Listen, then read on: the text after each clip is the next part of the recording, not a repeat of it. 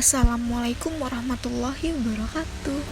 Halo teman-teman, bersama dengan saya Rima Korea dari kelompok 7 yang akan mempresentasikan tentang virtualitas dan masyarakat cyber. Mohon disimak ya teman-teman.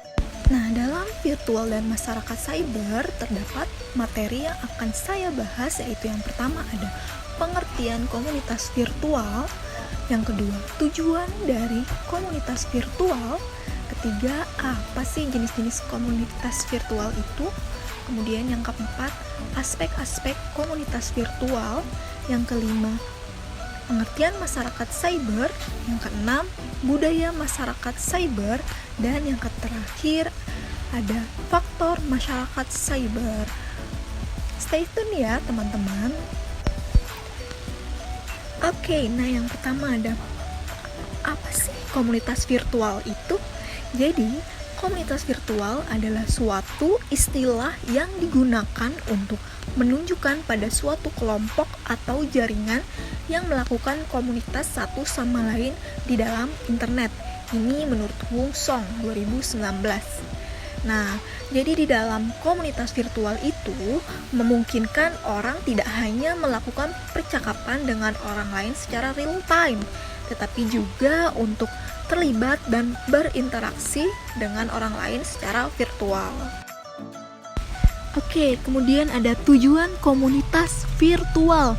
Jadi, tujuan dari komunitas virtual ini untuk menjalin koneksi dan interaksi antara individu di dalam menjalani interaksi tersebut, sebagai pula dalam bidang tertentu seperti hobi, hiburan, atau berdiskusi dalam topik tertentu tanpa adanya batasan. Nah, seperti contohnya kalau hobi, kita bisa mabar atau main bareng Mobile Legend gitu ya. Nah, kalau untuk topik-topik berdiskusi seperti kita melaksanakan webinar melalui Zoom atau Google Meet seperti itu. Oke, kemudian ada jenis komunitas virtual. Sudah tidak asing lagi ya jenis komunitas virtual itu. Nah, di sini ada layanan jejaring sosial atau pada umumnya yang sudah kita ketahui yaitu sosial media. Nah, jadi ini adalah jenis komunitas virtual yang paling menonjol. Nah, mereka adalah situs web atau platform perangkat lunak yang berfokus pada pembuatan dan pemeliharaan hubungan. Nah, umumnya ada Facebook yang sudah mendunia ya, penggunanya sangat banyak sekali. Kemudian ada Twitter, MySpace atau Instagram, dan hal lainnya. Nah, jadi ini tuh adalah komunitas virtual. Dengan situs-situs ini, seseorang seringkali membuat profil atau account dan menambahkan teman atau mengikuti teman. Ini memungkinkan orang untuk terhubung dan mencari dukungan menggunakan layanan jejaring sosial sebagai tempat berkumpul. Nah, jadi contoh halnya seperti Facebook, kita berkawan lama atau kawan jauh, apalagi di masa pandemi ini ya, kita sulit sekali yang namanya langsung bertemu. Nah, ya jadi adanya media sosial ini atau jejaring sosial ini memudahkan masyarakat untuk berkomunikasi. Nah, jadi teori komunitas virtualitas itu ada aspek-aspek pentingnya loh. Apa aja sih? Ada 3 nih teman-teman. Nah, yang pertama itu ada konsep dasar komunikasi digital, cyberspace, virtual reality, komunitas maya, chatroom, multi-user domain, interaktivitas, hypertext, dan multimedia. Kemudian yang kedua ada gagasan meluhan tentang perkembangan media baru yang melibatkan kesenjangan pengetahuan, kredibilitas, media penentu, agenda, manfaat, dan gratifikasi, pembaruan, inovasi, dan lain-lainnya. Kemudian yang ketiga ada riset baru pada komunikasi masyarakat cyber, yaitu metamorfosis, riset tentang hypertext, riset multimedia, riset desain antar muka atau komunikasi face to face. Nah, jadi teori cyber community ini merumuskan sejauh mana teknologi informasi seperti social networking berperan serta menciptakan konsep nasionalisme kekinian dengan pembentukan kelompok dalam dunia maya. Jadi dalam dunia maya ini banyak faktor yang membuat seseorang menikmati dinamika kelompok, antara lain unsur ketidaksengajaan individu serta proses pencarian kelompok. Jadi dalam masyarakat cyber ini kelompok tidak mencari individu, namun lebih kepada individu yang mencari kelompok. Nah, jadi terciptanya grup di ruang maya lebih meningkatkan minat individu untuk bergabung dengan kelompok yang sudah ada, atau sebaliknya, individu dapat menciptakan kelompok sendiri sesuai dengan keinginan individu. Nah, kita sudah membahas tentang virtualitas. Sekarang kita beralih tentang apa sih masyarakat cyber itu? Oke, jadi masyarakat maya cyber community adalah sebuah kehidupan maya di dunia virtual yang dibangun melalui jaringan komputer namun tetap terhubung dan memiliki kehidupan sosial tersendiri. Jadi masyarakat cyber ini merupakan istilah bagi para pengguna internet yang secara aktif melakukan interaksi, transaksi, mencari informasi, ataupun kegiatan lainnya secara online. Jadi sekarang nih zamannya interaksi sangat mudah ya, kita nggak usah ngantri-ngantri di teller gitu, kita langsung melalui mobile banking, kemudian mudahnya mengakses semua informasi dari belahan dunia manapun, ya kan? Oke. Masyarakat maya adalah sebuah kehidupan masyarakat manusia yang tidak dapat secara langsung diindra melalui penginderaan manusia, namun dapat dirasakan dan disaksikan sebagai sebuah realitas. Nah, jadi dapat disimpulkan bahwa masyarakat cyber merupakan istilah yang hanya ditunjukkan bagi mereka yang aktif melakukan berbagai kegiatan secara online, baik hal itu dilakukan secara individu ataupun berkelompok. Oke, jadi masyarakat maya ini atau budaya masyarakat cyber ini menciptakan kultur universal sebagaimana juga yang dimiliki oleh masyarakat nyata sebagai berikut. Yang pertama ada teknologi informasi sebagai peralatan dan pelengkap hidup. Jadi peralatan dan pelengkap hidup masyarakat maya ini adalah teknologi informasi yang umumnya dikenal dengan mesin komputer dan mesin-mesin media elektronika lainnya yang membantu bekerja atau dibantu oleh mesin komputer. Kemudian yang kedua ada mata pencaharian dan sistem-sistem ekonomi. Oke, jadi mata pencarian dan sistem-sistem ekonomi masyarakat maya ini memiliki mata pencarian yang sangat menonjol dan spesifik dalam bentuk menjual jasa dengan sistem ekonomi substitusi.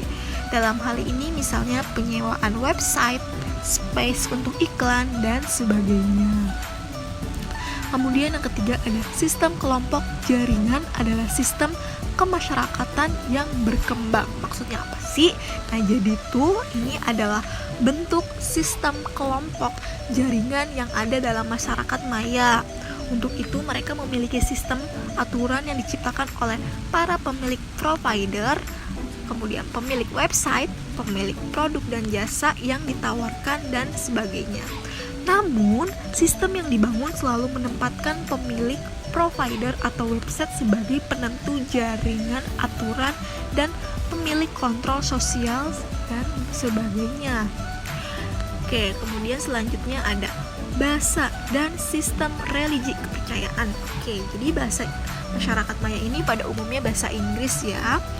Dan pada perkembangan komunitas maya kemudian menciptakan sistem icon sendiri untuk berkomunikasi atau berbicara meskipun bahasa utama tetap saja bahasa Inggris. Nah, jadi selanjutnya ada sistem religi. Sistem religi ini kepercayaan masyarakat yang mereka anut atau masyarakat maya adalah waktu dan keyakinan bahwa setiap misteri dalam dunia maya dapat dipecahkan. Nah, selanjutnya ada pencitraan dan pemaknaan sebagai karya seni masyarakat maya. Jadi, karya komunitas maya adalah bagian dari seni pada umumnya. So, semua karya masyarakat maya menempatkan seni sebagai ukuran pencitraan dan pemaknaan yang ditampilkan kepada publik maya itu sendiri. Gitu. Dan yang terakhir ada sistem pengetahuan menggunakan proses trial and error. Apa sih proses trial and error itu, nah jadi sistem pengetahuan yang dikembangkan menggunakan proses pemberitahuan dan pembelajaran secara trial dan error. Umumnya parameter ini atau imaginator ini menggunakan sistem pengetahuan secara balburil kepada sesama anggota masyarakat maya. Oke, materi yang terakhir. Jadi di sini ada faktor masyarakat cyber masuk pada dunia virtual. Oke, jadi kalau kita berbincang internet yang berkaitan dengan masyarakat penggunanya, tidak lain karena masyarakat dalam konteks ini berusaha untuk memenuhi kebutuhan seperti informasi, hiburan, ataupun ingin mengungkapkan ekspresi serta memunculkan identitas virtualnya. Jadi lebih detailnya itu, Al-Yusi menjabarkan faktor-faktor motivasi masyarakat berinternet sebagai berikut. Yang pertama ada kebutuhan kognitif.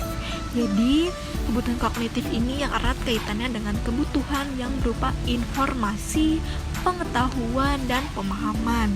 Kemudian yang kedua ada kebutuhan afektif, yaitu kebutuhan yang ada hubungannya dengan pengalaman estetika, kesenangan, dan ungkapan emosi. Jadi ekspresi emosionalnya itu seperti apa. Dan yang ketiga ada kebutuhan integritas pribadi, yakni kebutuhan berdasarkan hasrat harga diri, di mana harga diri ini meliputi kredibilitas diri, keyakinan atau kepercayaan, stabilitas, dan kepercayaan individu. Kemudian yang keempat ada kebutuhan integritas sosial yang didasarkan pada hasrat berafiliasi yang erat kaitannya dengan penambahan kontak relasi sama dan aktualisasi dengan estetitas yang berada di luar di dunia. Dan kemudian yang terakhir ada kebutuhan pelarian. Artinya itu apa sih kebutuhan pelarian itu? Nah, jadi pada kebutuhan pelarian ini pada saat tertentu seseorang mengalami sebuah ketegangan emosional yang perlu disalurkan, namun kondisi dan keadaan di mana ia berada sangat tidak mendukung, oleh karenanya ungkapan dan curahan emosionalnya yang berada dalam dirinya disalurkan pada dunia virtual dengan berbagai ekspresi yang sesuai dengan seleranya. Contoh hal, kalau kita lagi galau ya, teman-teman sudah tidak asing lagi, biasanya backgroundnya hitam, kemudian lagu-lagu galau ya kan, update-nya atau enggak kata-kata motivasi, intuisi gitu. Sekian pemaparan materi dari saya yang membahas tentang virtualitas dan masyarakat cyber. Terima kasih sudah menyimaknya sampai sejauh ini tanpa adanya skip. Mohon maaf bila ada kesalahan baik dalam penulisan maupun pengucapkan kata. Kita semua masih belajar. Terima kasih teman-teman. Jika ada pertanyaan silahkan kirim ke grup dan jangan lupa like serta tinggalkan komen. Wassalamualaikum warahmatullahi wabarakatuh.